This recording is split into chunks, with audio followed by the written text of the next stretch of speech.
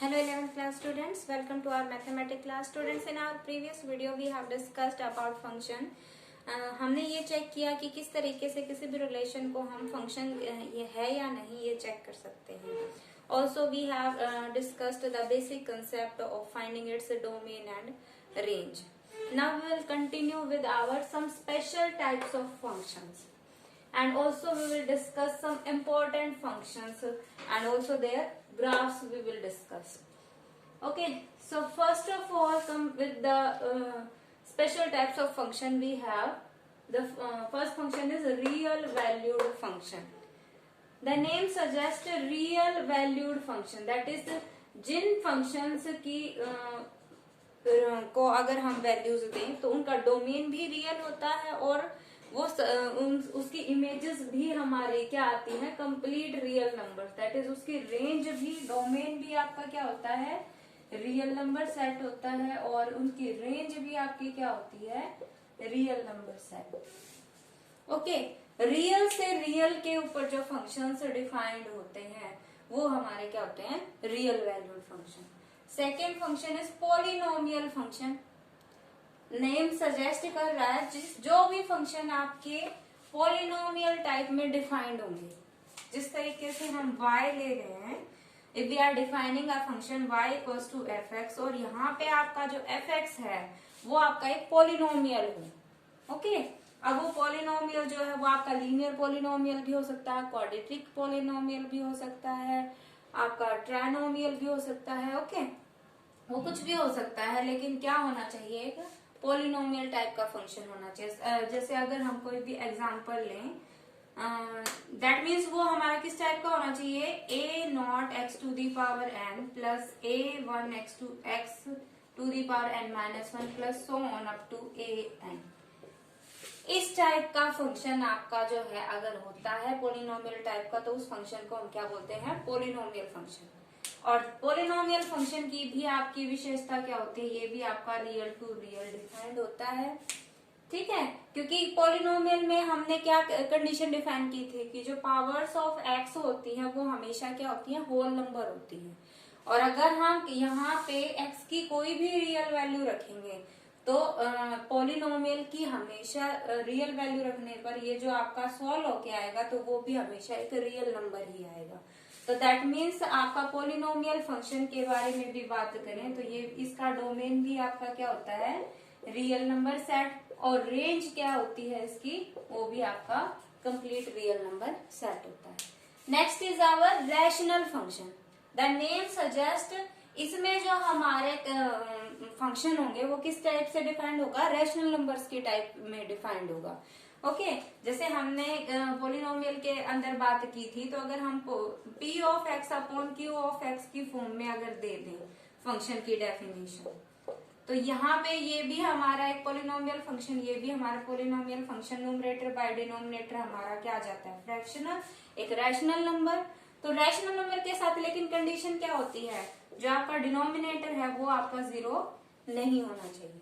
तो कंडीशन क्या है कि अगर हमारे पास कोई भी फंक्शन इस तरीके से डिफाइंड है, p of x upon q of x, जहाँ पे p ऑफ x और q ऑफ x दोनों ही आपके क्या हैं, पॉलिनोमियल हैं. तो इस तरीके से जो आपका फंक्शन आएगा ये आपका क्या आएगा, rational function. Condition is that जो डिनोमिनेटर है वो 0 नहीं होना चाहिए. तो यहाँ से अगर हम देखें तो यहाँ पे अगर कोई भी हम रियल वैल्यूज देंगे तो जाहिर सी बात है आप रियल को रियल से डिफाइंड करेंगे. रैशनल नंबर्स किसकी कैटेगरी में आते हैं, रियल नंबर की कैटेगरी में आते हैं. तो फॉर ऑल रियल वैल्यूज यहाँ पे हमारे पास डोमेन जो सभी के लिए डिफाइन होगा ये, तो इसका डोमेन तो आपका कंप्लीट रियल नंबर सेट आ गया. लेकिन ऑल्सो यहाँ पे हमने q की वैल्यू क्या नहीं दी है, 0. यहाँ पे हम डिनोमिनेटर में 0 वैल्यू नहीं डाल सकते, तो इसमें से हमें ये जो 0 वैल्यू सेट है ये हमें माइनस करना पड़ेगा.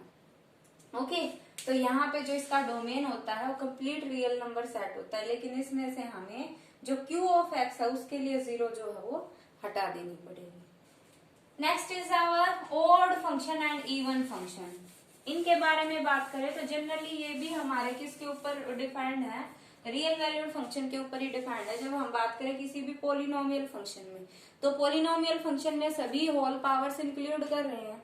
लेकिन अगर हम उसी फंक्शन, अगर हमारे पास एफ ऑफ एक्स कोई भी गिवन फंक्शन है और उसके लिए हम फाइंड आउट करते हैं एफ ऑफ माइनस एक्स, अगर एफ ऑफ माइनस एक्स आपका दोबारा से वही original function f of x आ जाता है, तो आपका जो गिवन फंक्शन है वो क्या होगा, इवन फंक्शन।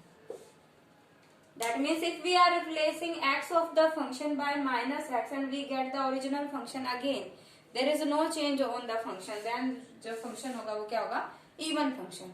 और इसके एग्जांपल्स क्या हैं, जो भी आप इवन पावर से लेंगे किसी भी पोलिनोमियल फंक्शन में, अगर हमारे पास केवल इवन पावर्स हैं, यहाँ पे ध्यान दीजिए, जो भी हमारी x की टर्म्स हैं उसके अंदर केवल इवन पावर्स हैं, तो इनके अंदर आप जब भी x की वैल्यू कोई भी अगर पॉजिटिव दो तो भी वही रिजल्ट आएगा, नेगेटिव दो तो भी वही रिजल्ट आएगा।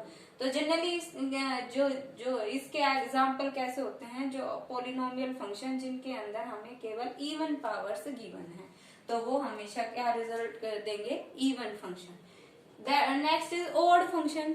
ऑड फंक्शन जिसमें इसका रिवर्स हो, जैसे अगर हम f of minus x find out कर रहे हैं, तो अगर हमारे पास negative of the function result में आ जाए, जैसे अगर हमारे पास गिवन है x cube plus x plus one, अगर ये आपके पास कोई भी फंक्शन गिवन है, तो यहाँ पे आप ध्यान दीजिए, अगर आप यहाँ माइनस पुट करते हैं, we get minus x cube plus minus x plus one, minus power आपकी ओड नंबर है तो नेगेटिव आएगा, minus x cube minus x plus one. तो यहाँ से अगर आप चेक करें, ये आप हटा भी सकते हैं क्योंकि हमें केवल फंक्शन के ऊपर बात करनी है। तो यहाँ से अगर हम देखें तो ये हमारा क्या हो गया है, फंक्शन का नेगेटिव हो गया है ना। तो यहाँ पे हम क्या लिख सकते हैं, minus of x cube plus x, और यहाँ से हमें क्या मिलेगा, माइनस ऑफ एफ एक्स। तो इस टाइप के फंक्शन जहाँ पे हमारे पास, यहाँ पे भी हम ये नहीं लगाएंगे, मतलब हमारे पास केवल जो है वेरिएबल्स की पावर्स होंगी, और पावर्स में अगर हमारे पास केवल इवन पावर्स हैं तो वो किसका एग्जांपल होगा, इवन फंक्शन का। और अगर ऑड पावर है केवल, यहाँ पे पावर 1 है, यहाँ पावर 3 है, तो उसका रिजल्ट हमेशा क्या आएगा, F of minus x minus F x. और इस टाइप का फंक्शन हमारा क्या होता है, ऑड फंक्शन। ये कुछ स्पेशल टाइप है फंक्शंस के, और इन्हीं स्पेशल टाइप्स में से ही निकल के हमारे कुछ इंपॉर्टेंट फंक्शंस आते हैं, जो हम जनरली आपके जो क्वेश्चंस हैं उसमें सोल्व करके चलते हैं। उनकी डोमेन और रेंज हमें जनरली पता होनी चाहिए, जो हमारी सारी कैलकुलेशन में, जनरल लाइफ की जो प्रॉब्लम्स हैं उनमें यूज होते हैं। तो उन फंक्शंस में से कुछ फंक्शंस आपको दिए गए हैं। First function is identity function. जैसे हम आइडेंटिटी, नॉर्मल आइडेंटिटी एलिमेंट की बात कर रहे हैं, वैसे ही हम उसको रिलेट कर सकते हैं। आइडेंटिटी मतलब उसकी खुद की आइडेंटिटी।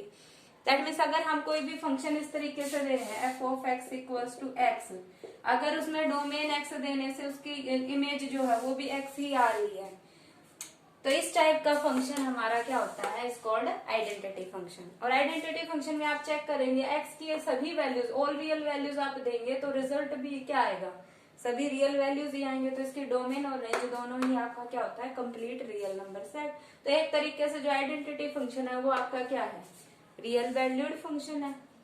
दूसरा आपका क्या है, कांस्टेंट फंक्शन। नेम सजेस्ट कर रहा है कांस्टेंट फंक्शन, दैट मीन्स उसका रिजल्ट हमेशा एक कांस्टेंट आएगा। तो हमने यहाँ पे f of x equal to c define कर दिया। यहाँ पे सी क्या है, एनी कांस्टेंट वैल्यू। ओके, तो यहाँ से अगर हम चेक करें, एक्स को हम कोई भी रियल वैल्यू दे सकते हैं, दैट मीन्स डोमेन क्या आ गया, कंप्लीट रियल वैल्यू सेट। लेकिन उसकी रेंज हमेशा जो है, उसका आंसर इमेज जो है हर एक एलिमेंट के लिए वो क्या आना है, सी। दैट मीन्स उसके रेंज में केवल एक फिक्स एलिमेंट है, दैट इज सी। समझ आया? डोमेन आपका क्या है, कांस्टेंट फंक्शन का कंप्लीट रियल वैल्यू, सभी रियल वैल्यूज हम डाल सकते हैं यहाँ पे, लेकिन उनके लिए हमारी इमेज क्या आनी है, सी एलिमेंट। तो उसकी रेंज में केवल एक ही एलिमेंट है, सी, और उसकी डोमेन क्या हो गया, complete real number set. Next is our linear function. जो पोलिनोमियल फंक्शन है उसी का एक स्पेशल टाइप है लीनियर फंक्शन। लीनियर फंक्शन में हमारा क्या होता है, वेरिएबल की जो पोलिनोमियल की डिग्री क्या होती है, 1। तो इस टाइप का जो फंक्शन होता है, ए एक्स प्लस बी, यहाँ पे ए और बी आपके कोई भी रियल नंबर्स हैं, लेकिन और कंडीशन क्या है, जो ए है वो नॉन जीरो होना चाहिए, क्योंकि अगर ए जीरो हो गया तो हमारी ये वाली टर्म खत्म हो जाएगी।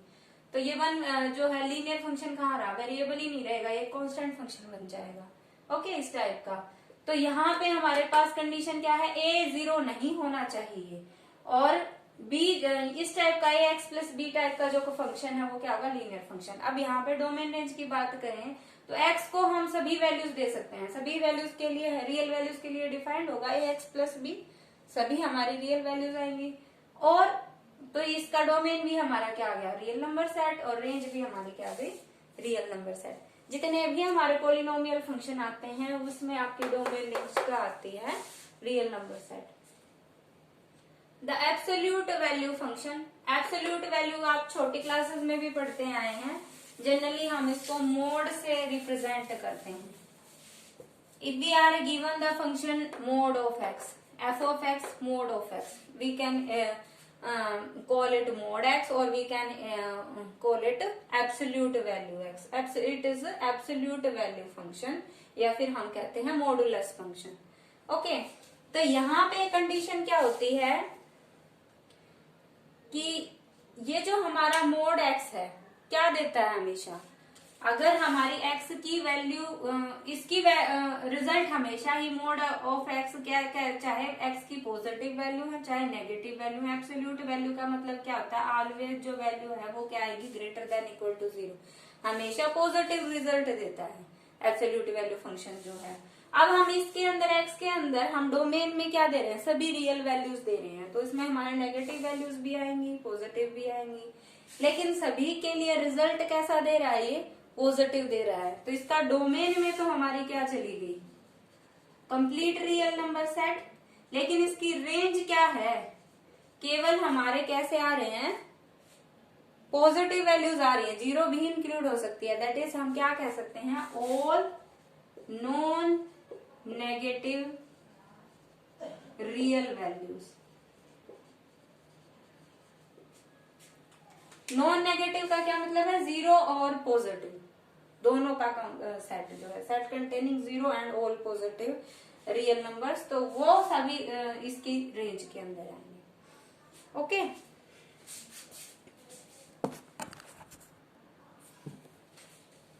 Next our fifth type of function is greatest integer function. जैसे नेम सजेस्ट कर रहा है ग्रेटेस्ट इंटीजर फंक्शन, तो अगर बात करें हम किसी भी रियल वैल्यूड फंक्शन की, तो किसी भी रियल नंबर के अंदर दो पार्ट्स हो सकते हैं स्टूडेंट, क्योंकि रियल नंबर को अगर हम डेसिमल की फॉर्म में रिप्रेजेंट करते हैं तो उसके अंदर क्या क्या रह गया, एक तो उसका कंप्लीट इंटीग्रल पार्ट होता है और एक उसका डेसिमल के बाद वाला पार्ट। और अगर हम फ्रैक्शन की फॉर्म में कहते हैं तो मिक्स्ड फ्रैक्शन की फॉर्म में अगर लिखें, जैसे हमने लिखा 5/6/7, तो ये जो आपका कंप्लीट पार्ट है ये इसका इंटीग्रल पार्ट है, और जो सेकंड पार्ट बच गया वो इसका क्या है, फ्रैक्शनल पार्ट। तो अगर हम किसी भी रियल नंबर को, जनरल रियल नंबर को अगर डिवाइड करना चाहे तो उसके टू पार्टीशन है, एक उसका इंटीग्रल पार्ट और एक उसका फ्रैक्शनल पार्ट। तो ग्रेटेस्ट इंटीजर फंक्शन किसी भी रियल नंबर के इंटीग्रल पार्ट को फाइंड आउट करने के लिए यूज किया जाता है। और next is fractional part function. Fractional part function किसी भी रियल नंबर के फ्रैक्शनल, ओनली हम इंटीग्रल पार्ट नहीं चाहिए, केवल उसका फ्रैक्शनल पार्ट चाहिए, उसको अगर हमें फाइंड आउट करना है तो हम फ्रैक्शनल पार्ट फंक्शन का यूज करते हैं। अब पहला हमारा है ग्रेटेस्ट इंटीजर फंक्शन की हम बात करें तो उसकी रिप्रेजेंटेशन हमारी क्या होती है, उसको हम इस तरीके से स्क्वायर ब्रैकेट के अंदर एनक्लोज करते हैं, जो भी हमारी रियल वैल्यू। अगर यहाँ पे हम दें तो डोमेन तो हमें क्या देना है, कंप्लीट रियल नंबर सेट, लेकिन इसके अंदर रेंज क्या निकल के आएगी। अगर हम कोई भी रियल नंबर दे रहे हैं, सपोज हमने ग्रेटेस्ट इंटीजर एक्स की बात करें, एक्स को हमने वैल्यू दी 6.54, तो इसमें हमें देखना है कि क्या ग्रेटेस्ट इंटीजर अचीव हो चुका है। तो हम 6 को तो कंप्लीट कर चुके हैं और 7 की तरफ जा रहे हैं, तो कितना इंटीग्रल पार्ट कंप्लीट हो चुका, 6 हो चुका ना।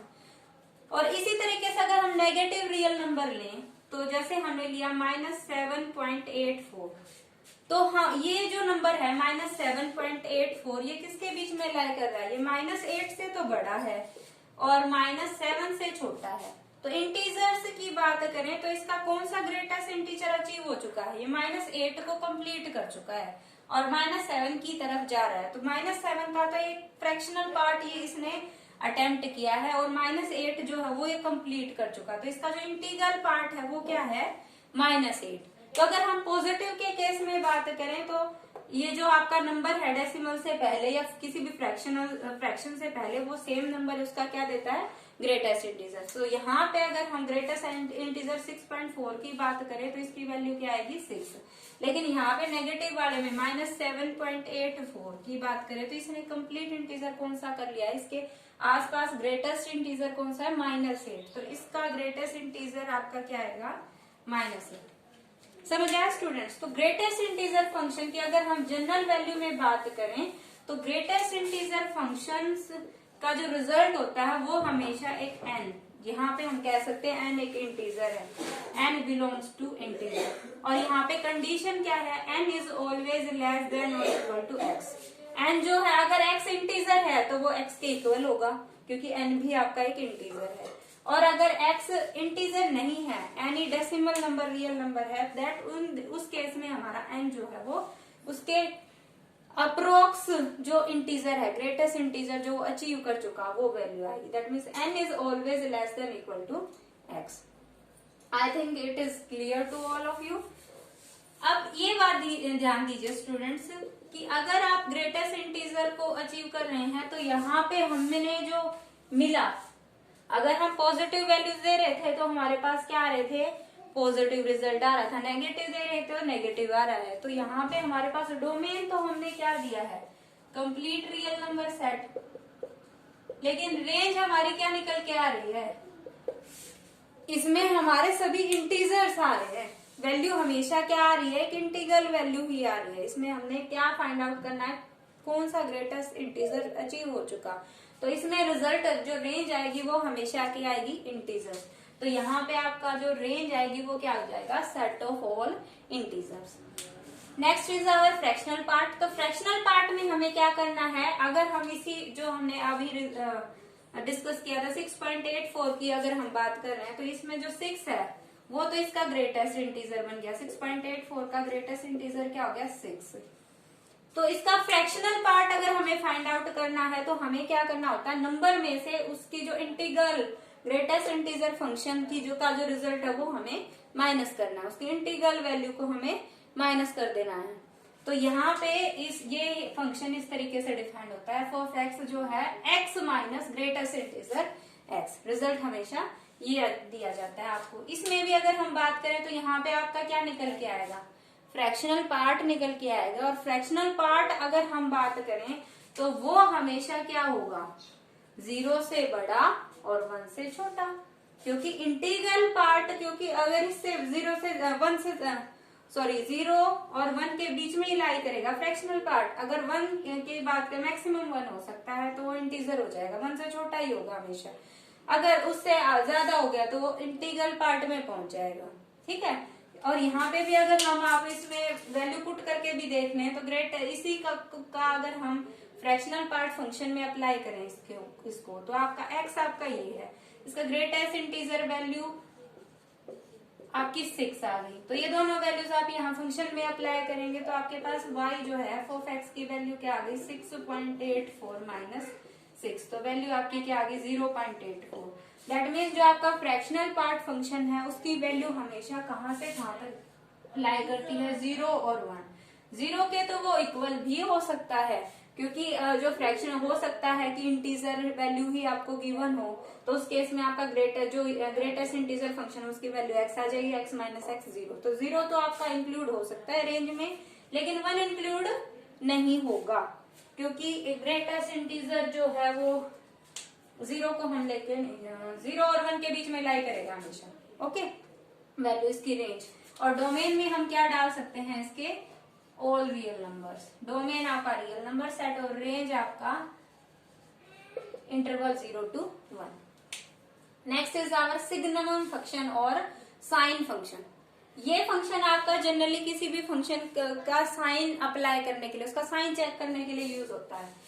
अब साइन का हमें पता है, साइन हम क्या वैल्यू देंगे, अगर किसी भी नंबर को हम +1 से मल्टीप्लाई कर दें तो वो पॉजिटिव साइन को डिनोट करेगा, -1 से मल्टीप्लाई कर दे तो वो नेगेटिव साइन को डिनोट करेगा।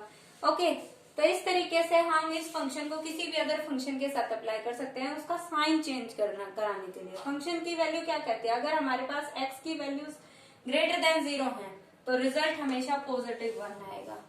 ओके, अगर 0 के इक्वल है x की वैल्यू तो 0 आंसर आएगा, और अगर हमारी x की वैल्यू लेस देन 0 है, नेगेटिव है x, तो वैल्यू हमारी क्या आएगी, -1।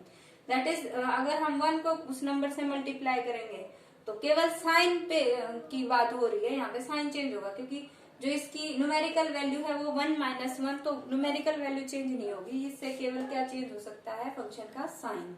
तो ये इसीलिए इसका फंक्शन का नेम क्या है, साइन फंक्शन। ये हमें जनरली आपका फंक्शन के साइन को चेंज करने, उसके साइन को डिनोट करने के लिए यूज किया जाता है। यहाँ से अगर हम देखें तो रेंज हमेशा क्या आ रही है, 1 0 -1, लेकिन हम वैल्यूज क्या दे रहे हैं, 0 भी दे सकते हैं, 0 टू ग्रेटर लेस देन 0 भी दे सकते हैं। तो डोमेन तो इसका क्या हो गया, कंप्लीट रियल नंबर सेट, लेकिन इसकी रेंज क्या हो गई, यही केवल यही 3 वैल्यू आएंगी, 0 -1 और 1। Okay, last is our power function. Power function, अगर हम किसी भी फंक्शन की पावर फाइंड आउट कर रहे हैं तो उसको जनरली इस फंक्शन की किससे डिनोट होता है, x to the power n से। यहाँ पे n जो है वो क्या है, n is an integer. Okay, कोई भी इंटीग्रल पावर अगर हमें फाइंड आउट करनी है गिवन फंक्शन की तो वो हमारा फंक्शन कौन सा होता है, पावर फंक्शन। अब यहाँ पे जनरली अगर हम बात करें n की वैल्यूज जो हैं पॉजिटिव वैल्यू हैं, अगर हम x to the power n even powers के अंदर अगर हम बात करें तो ध्यान दीजिए स्टूडेंट्स, अगर हम नेगेटिव नंबर की भी इवन पावर करेंगे तो रिजल्ट हमेशा क्या आता है, पॉजिटिव आता है। तो पावर्स के ऊपर ये चीज डिपेंड करेगी कि हमारा जो आंसर रेंज आएगी, रेंज बदल जाएगी अकॉर्डिंग टू द पावर। अगर n की जो पावर है वो आपकी इवन पावर होगी तो रिजल्ट रेंज जो है वो हमेशा क्या आ जाएगी, पॉजिटिव रियल नंबर सेट। और अगर हमारी ये ओड है तो ओड के केस में तो हमारी पॉजिटिव आंसर भी आ सकता है और नेगेटिव आंसर भी आ सकता है, तो उस केस में हमारा रेंज क्या आ जाएगी, कंप्लीट रियल नंबर्स। तो यहाँ पे n के ऊपर डिपेंड करता है, इफ n इज इवन, अगर ये जो पावर है वो इवन है तो हमारी डोमेन तो हमेशा क्या रहना है, रियल नंबर सेट रहना है। फंक्शन को हम और रियल वैल्यूज दे सकते हैं, उन सब के लिए फंक्शन आपका डिफाइंड है, रियल वैल्यू ही निकल के आएगी। Real power of a real number always give a real result. लेकिन उसकी रेंज के ऊपर फर्क पड़ेगा। अगर n इवन है तो हमेशा जो पावर होगी वो कैसी आएगी, नेगेटिव इंटीजर की भी अगर इवन पावर करेंगे तो रिजल्ट पॉजिटिव आएगा, अगर पॉजिटिव की करेंगे तो पॉजिटिव रिजल्ट आना ही है। तो रेंज हमेशा क्या आ जाएगी, पॉजिटिव रियल